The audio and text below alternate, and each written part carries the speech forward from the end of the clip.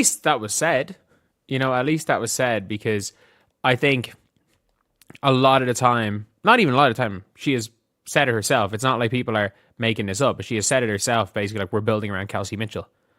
She is a big reason why people believe this team is solely being built around Kelsey Mitchell, because as much as anything, she said it. So at least she's saying Caitlin's the centerpiece of what we're doing. Importantly for me was just connecting and building trust. I don't know how she does what she does and handle. Stephanie White recently appeared on Sue Bird's podcast to discuss her coaching experience with the Indiana Fever. The podcast, which gained significant traction depending on guest appearances, provided insights into White's approach with the franchise's young core. White emphasized the critical importance of establishing rapport with Caitlin Clark from the outset. Having previously called several of Clark's collegiate games as a broadcaster, White possessed some familiarity with the player. However, developing genuine trust became paramount given Clark's central role in the organization's plans. White acknowledged Clark as the cornerstone of the team's strategy, a statement that carries weight considering previous messaging had sometimes suggested the roster was being constructed primarily around Kelsey Mitchell. I don't know how she does what she does and handles it so gracefully. I'm not sure, myself as a 23-year-old would have been able to handle it the way that she does and still perform at the elite level that she's able to perform, with and at. So building trust, getting to know her, I'm a firm believer that you have to coach and challenge your best players. And for me to be able to do that, I needed to earn her trust, and I need to be. The coaching staff faced the challenge of working with someone performing under extraordinary pressure. White expressed admiration for how Clark manages intense scrutiny while maintaining elite performance levels, noting that handling such circumstances at age 23 requires exceptional maturity. Building trust became foundational because White believes strongly in challenging top performers, something impossible without mutual respect. White described her coaching philosophy as straightforward and transparent, preferring direct communication over ambiguity. This honesty apparently resonates with Clark, who shares similar competitive intensity. Though their competitiveness manifests differently, both prioritize winning and creating conditions for team success. And for me to be able to do that, I needed to earn her trust, and I need to be honest. Like, I'm a very honest, transparent coach. Like you're going to know, what I'm thinking or where I'm coming from. And if you don't, and you certainly want to ask, but I'm going to be honest, and I think that I certainly appreciate that about her.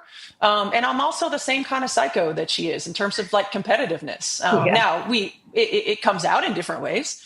But we both just really want to win. And the dynamic between White and Clark appears mutually respectful. Until proven otherwise, Clark seems content with White's leadership, certainly more so than with previous coach Christy Sides.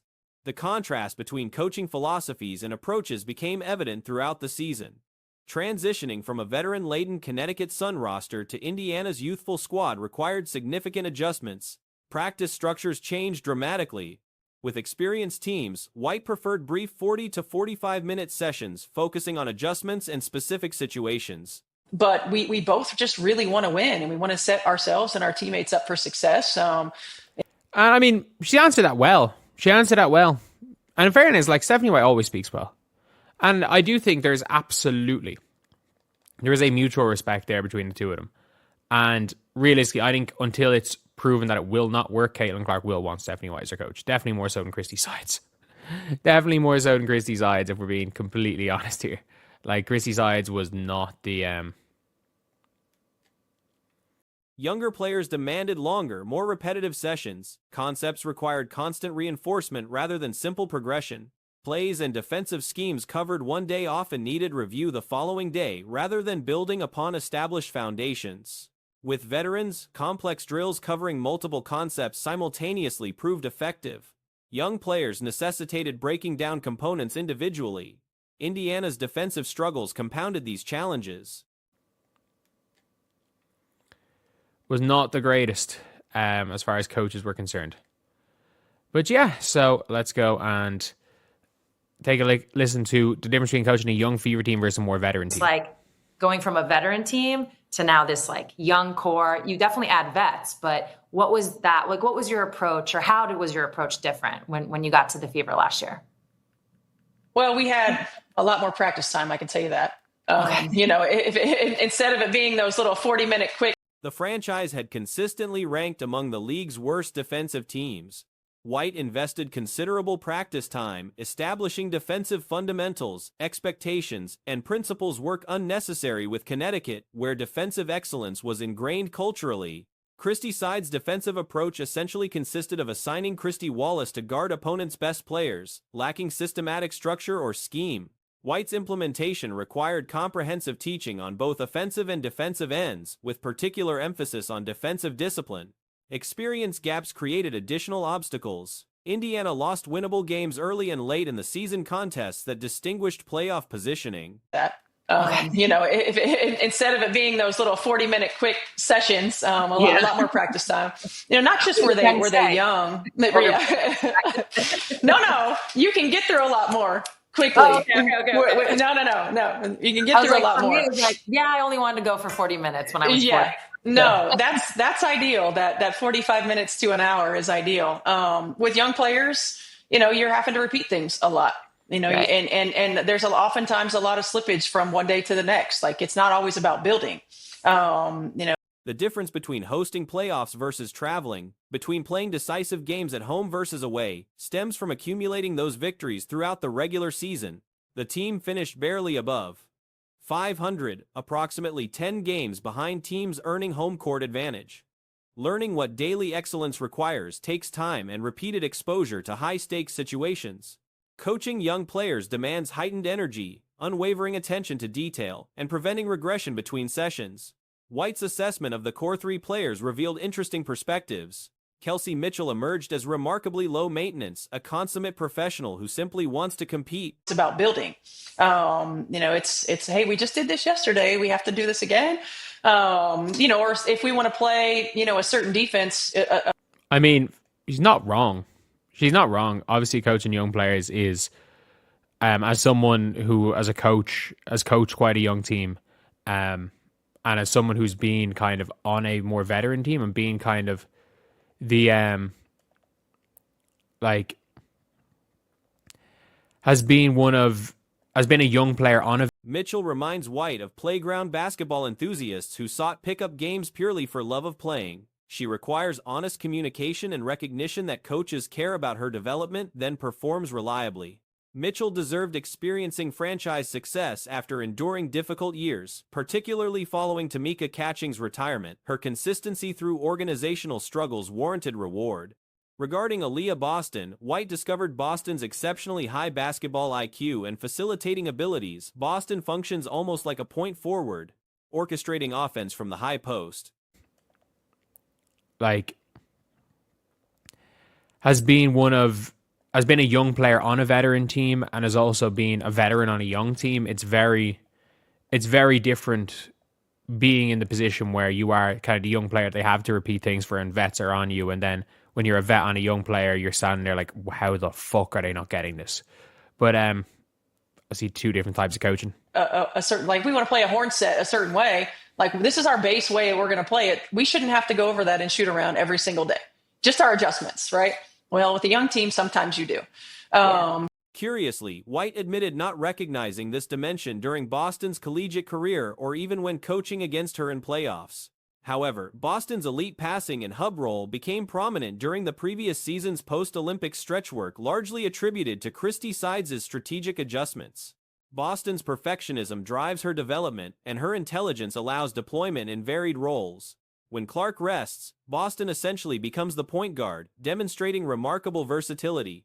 Clark's work ethic impressed White despite already knowing Clark's accomplishments. Observing her daily approach, zero wasted movements, repetitions, or moments generated profound respect. Tell you, a lot of players have signed. Kelsey Mitchell, Sophie Cunningham, and a host of others. Now, those are the only two Indiana Fever players that had signed on the dotted line to join Project B and get that bag. Now, Sophie Cunningham did a podcast, and she pretty much confirmed, for the most part, allegedly, that Caitlin Clark would not be joining. Now, I'm sorry to rain on y'all parade, but that means absolutely nothing. She said she wasn't going to join a week or two ago when she spoke to Annie Constable at the golf. Clark manages extraordinary spotlight pressure, carrying weight comparable to cultural figures like Taylor Swift, yet compartmentalizes effectively. She handles constant external obligations but remains locked in during gym time. Clark's elite basketball mind processes plays multiple passes ahead, seeing developing situations before they materialize. All three players, Clark, Boston, and Mitchell, have been rewarding to coach. White communicates effectively and thoughtfully about her roster. The challenge ahead involves consistently maximizing all three stars simultaneously. When she spoke to Annie Constable at the golf event, that means absolutely nothing. You want to know something I learned from investigating, reporting, and following all this stuff to tell you guys, you just follow the line. See, one thing about working in media is you follow the lines and you follow the dots, bro. Because if you don't follow the dots, nothing would ever make sense.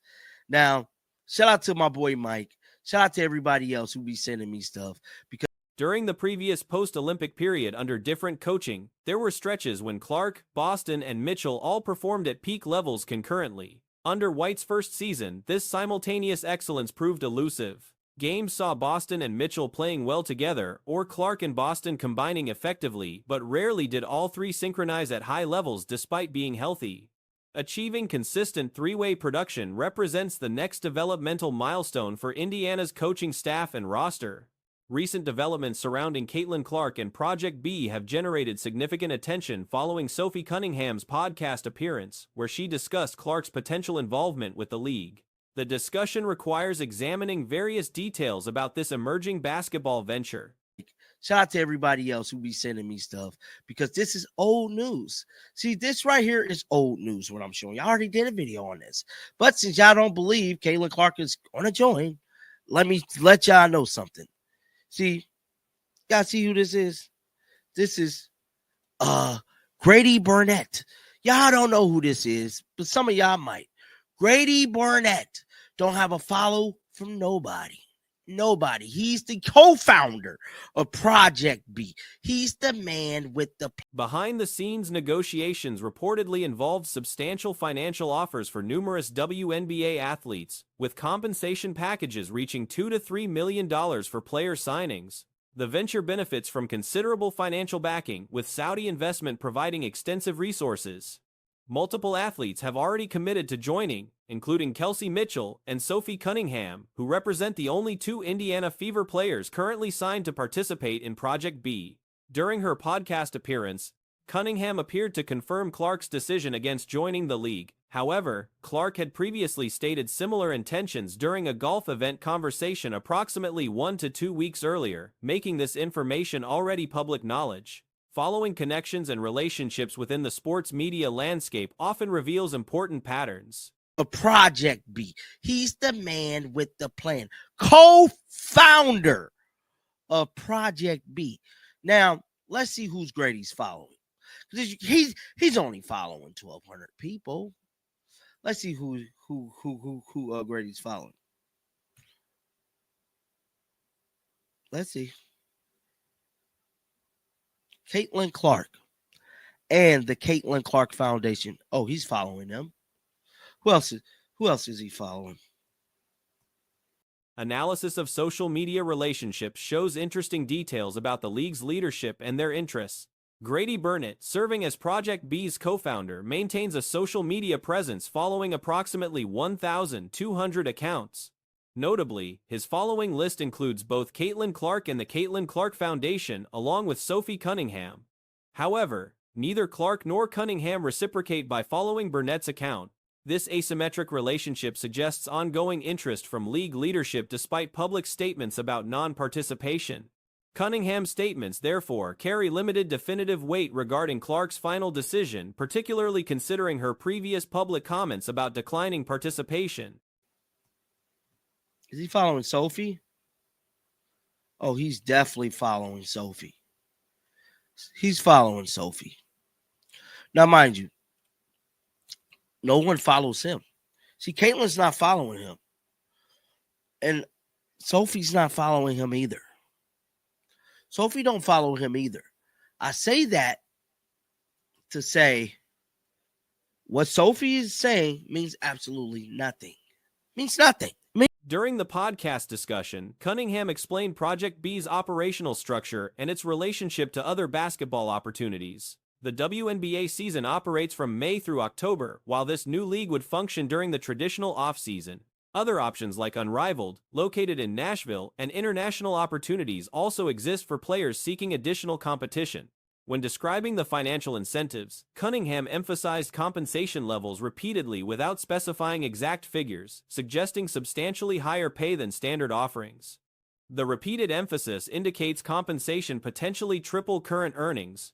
Her language appeared deliberately coded when discussing payment structures. To say what Sophie is saying means absolutely nothing. Means nothing. Nothing.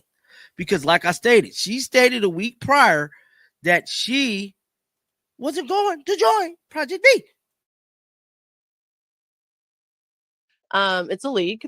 So the W season goes from May to October for people who don't know. And this league will go in our off season. So like there's other things like Unrivaled, AU in Nashville.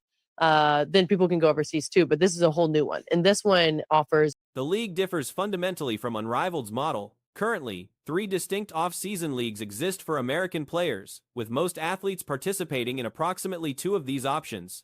However, expectations suggest significant player movement toward Project B due to its financial advantages. Cunningham argued that maintaining WNBA participation remains crucial because alternative leagues lack established platforms. This reasoning contains some weaknesses. Project B hasn't launched yet, making platform comparisons premature. This one offers a lot of money, and that's why people are like moving towards this. And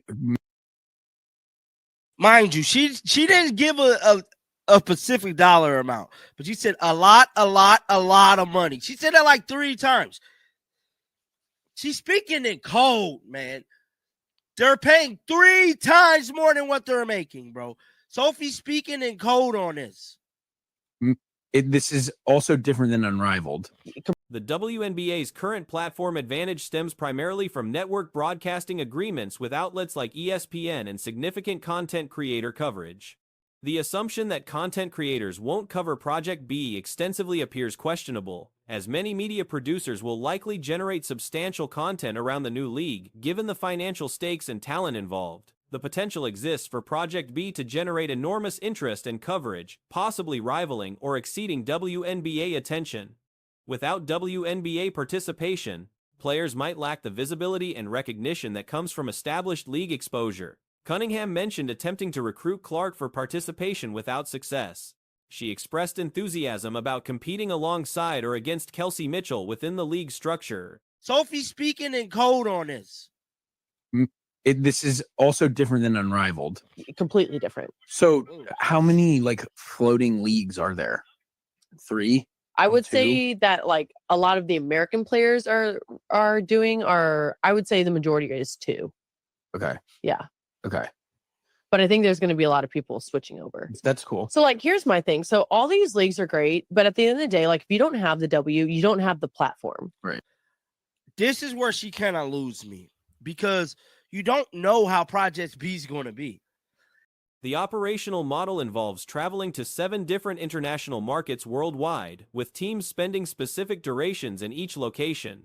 The backing comes from prominent figures within sports and business communities, including connections to Shaquille O'Neal and initially Maverick Carter, who reportedly withdrew involvement. The Saudi investment brings unprecedented financial resources to women's basketball, creating what could become the most significant basketball experiment in the sport's history. The 7-market international structure spans multiple continents. According to Cunningham's knowledge, the locations include 2 markets in Asia, 2 throughout Europe, 2 across North and South America combined, and 1 additional market elsewhere.